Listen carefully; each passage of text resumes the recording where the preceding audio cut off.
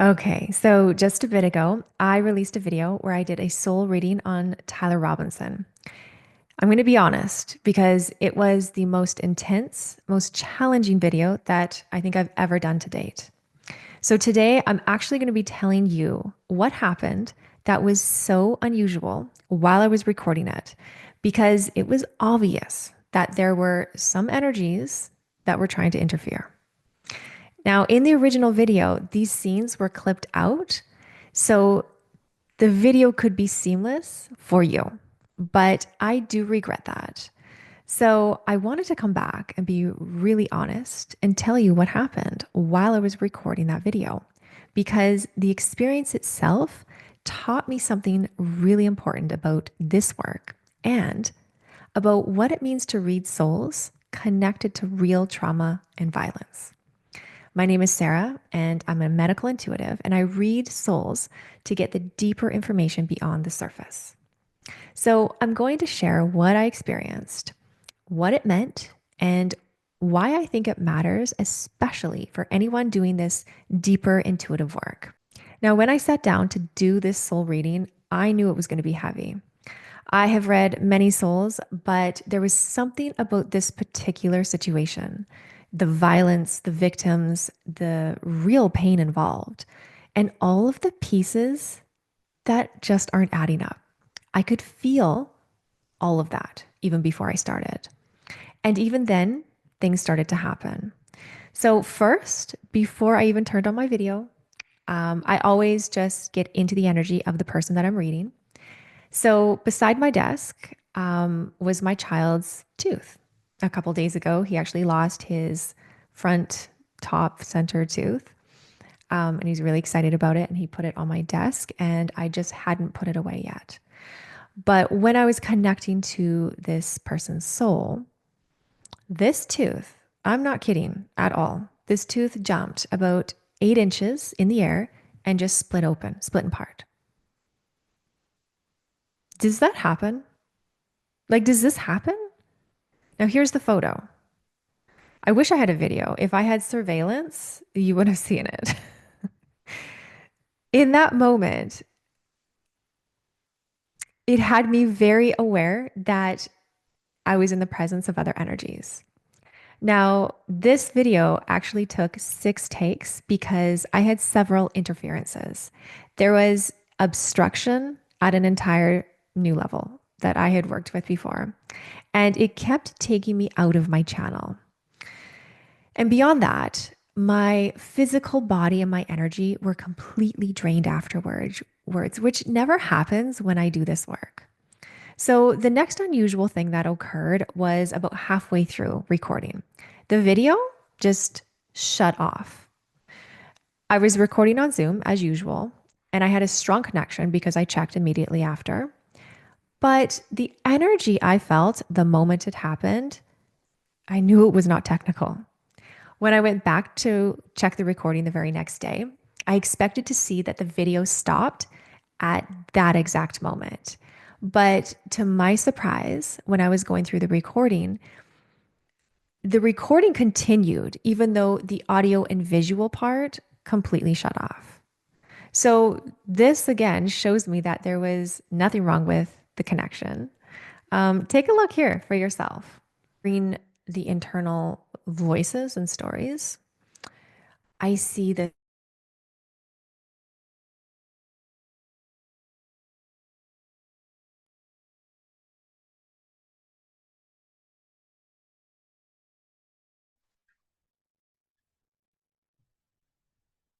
Oh my God. Okay, I need to do this again.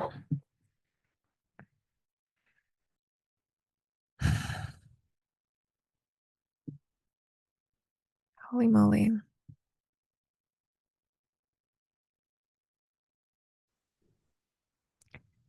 It was a forced shutdown, not a technical glitch. I checked everything. My equipment was fine. It just stopped in the middle of recording. This tells me clearly that there was something trying to stop me from doing this. Okay, so I did another attempt to record, and this time Like 3 to 4 birds were flying into my window of my office right here. It was so unusual and so distracting, but animals are incredible energy transmitters, especially birds. Now, notice what I was saying during the channel when the birds were attempting to stop me. Check out the clip right here. In this kind of loop that I'm talking about, that he did not act alone. There was strategy, there was influence, and either aiding or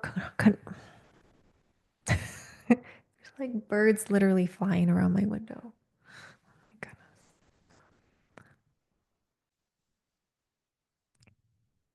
It was so loud and so distracting.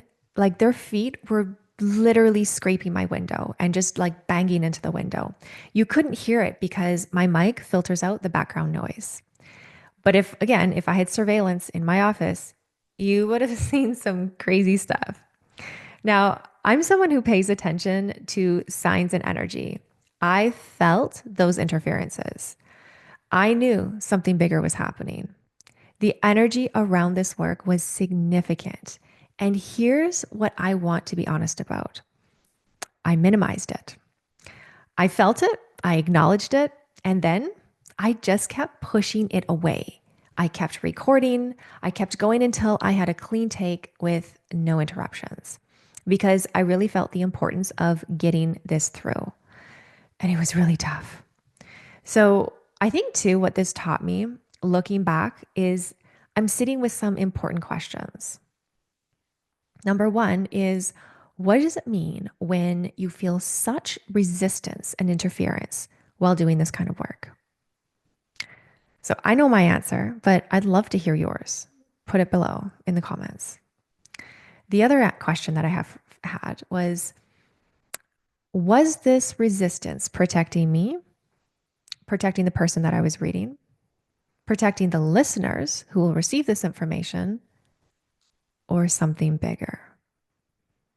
I want to hear what you have to think about that because this is key information. The vibration around this reading was not just about Tyler, but there was more happening. And the words that are coming to me even right now are agreement, coordination, intentional, by design. I read vibration and I feel it's being guarded deeply. There is noise in the field, energetic congestion. When I read somebody, I can immediately sense the static. When I finished the video, I really wondered if it was worth it and if I should post it. Because beyond all the obstructions that I mentioned, I kept getting this energy that just kept knocking me out of my channel, which took me several times and several hours to record. So I asked myself, why didn't I stop then? And honestly, I did believe that it was necessary to get this video out. I wanted to deliver the reading. I wanted it to be thorough. And I didn't want to let external circumstances stop me. So I pushed. I should have kept those interferences in my initial reading, but I didn't. Now I'm showing them to you for higher awareness. So tell me in the comments, what do you think is going on? So I also want to talk about something that's been on my mind ever since posting that video. When we read souls connected to real tragedy, real violence, real victims, we do have a responsibility. It's not just accuracy, but it is wisdom. To know when to speak, to know when to hold the space, and when to acknowledge the limits of what we can or should say. Because doing intuitive work when somebody is involved in a violent crime isn't like reading anybody else's soul. There are layers of trauma, victims, families affected, investigations happening. There's a whole ecosystem of pain. Now, in this work, soul readings, intuitive work, especially when it reaches and touches real world trauma, it requires us to come from high integrity. So, not just to speculate or to feed into publicity, but to acknowledge that we're working with energies and information far greater than us. So I want to thank you for coming here and watching this and walking this journey with me. Tell me in the comments, what is your take on all of this? And if this perspective opened something in you, I invite you to stay connected here, subscribe so we can keep exploring the deeper layers together. And if you haven't watched the first video where I read Tyler's soul, go here next. And thank you for being here. Thank you for your openness and for seeing the things beyond the surface. I'll see you in the next one.